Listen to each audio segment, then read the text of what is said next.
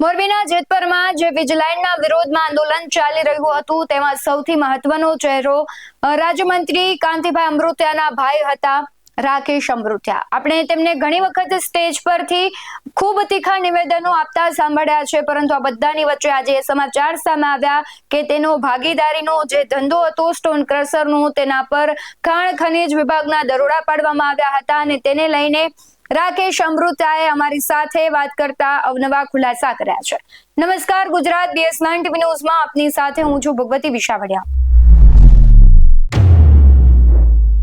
મોરબીના જેતપરમાં જે વીજલાઇનના વિરોધમાં ખેડૂતો આંદોલન કરી રહ્યા હતા, એમાંના એક હતા આંદોલનકારી રાકેશભાઈ અમૃતિયા, એટલે કે કાંતિ અમૃતિયાના સગા ભાઈ।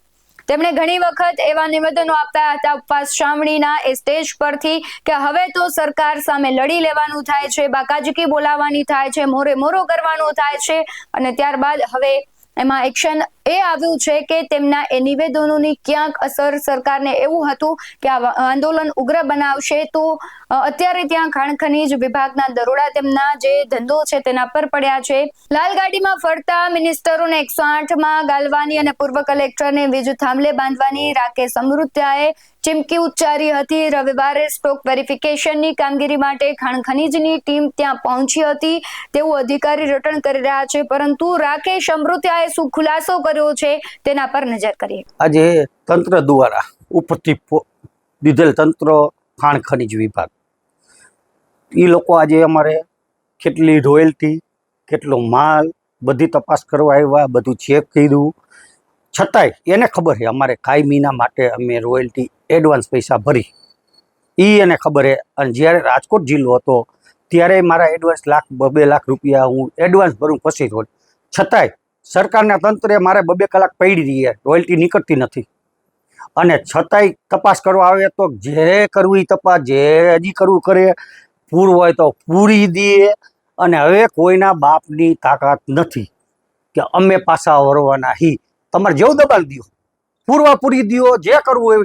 હવે અમે કોઈથી દબાવતા નથી ને અમે સાચી રીતે ધંધો કરી, અમે દેશ હાટું જો મરવા તૈયાર હોય તો અમે શું આ દેશમાં કોઈ દી અમે ખોટું કરવા દેશનું નથી માગતા। અને તમે ગામમાં તપાસ કરી લ્યો, કોઈનું 500 રૂપિયા માગતો હોય, 500 ખોટું કર્યું તો મારી મિલકત દઈ દઈશ, મારી બાપની જમીને દઈ દઈશ, એક ગોપી આવો અને ખોટી રીતે હાલવું નથી ને હાલવાને, અને તમારે જેને મોકલજો, તમામને જે તમારાથી દબાણ થાય ને એટલું કરજો।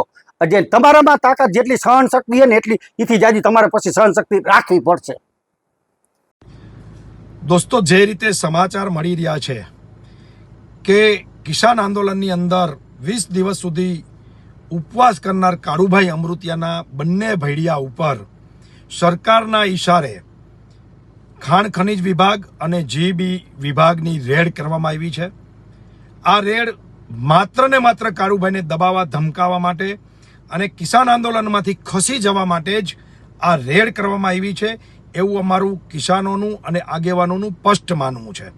મિત્રો, આ સરકાર કોઈ પણ રીતે આંદોલનને કચડી નાખવા માટે, દબાવી દેવા માટે આ પ્રકારના પ્રયત્ન આ સરકાર કરી રહી છે। આજે આ સરકારને કહેવા માંગુ છું કે તમારી આ નીતિથી આંદોલન નહીં દબાય, તમારા આ પ્રયત્નોથી આંદોલન વધુ મજબૂત બનશે। અમે બધા જ કિસાનો ગુજરાતભરના કાળુભાઈ અમૃતિયાની સાથે છીએ।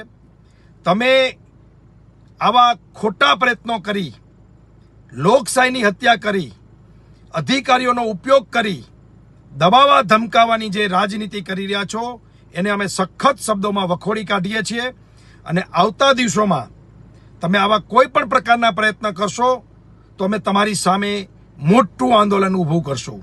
થોડાક દી પહેલા મિત્રો, આપ જાણો છો, મારી ગૌશાળામાં નોટિસ આપી, મેં પ્રમુખ પદ તરીકેથી રાજીનામું આપી દીધું। મારા કામ ધંધા ઉપર, મારા પરિવાર ઉપર, મારી રોજીરોટી ઉપર પણ આ લોકો દમનકારી નીતિ અપનાવી રહ્યા છે કે મનોજ પનારા આંદોલનમાંથી ખસી જાય। એ જ રીતે આજે કાળુભાઈ અમૃતિયા આંદોલનમાંથી ખસી જાય એટલા માટે જ આ સરકારના ઈશારે અધિકારીઓએ રેડ કરી છે, પરંતુ સરકારને ખબર નથી કે લાખો ખેડૂતો કાળુભાઈ અમૃતિયાની સાથે છે, માટે દબાવવાની, ધમકાવવાની રાજનીતિ બંધ કરી અને સાચા અર્થમાં જે ખેડૂતોનો પ્રશ્ન છે એને પૂરો કરો, એ જ વિનંતી અને એ જ અભ્યર્થના નહીતર બહુ મોટું આંદોલન ઊભું કરશું અને સરકારને અમારી વાત, ખેડૂતોની વાત માનવી પડશે. એમાં બે મત નથી.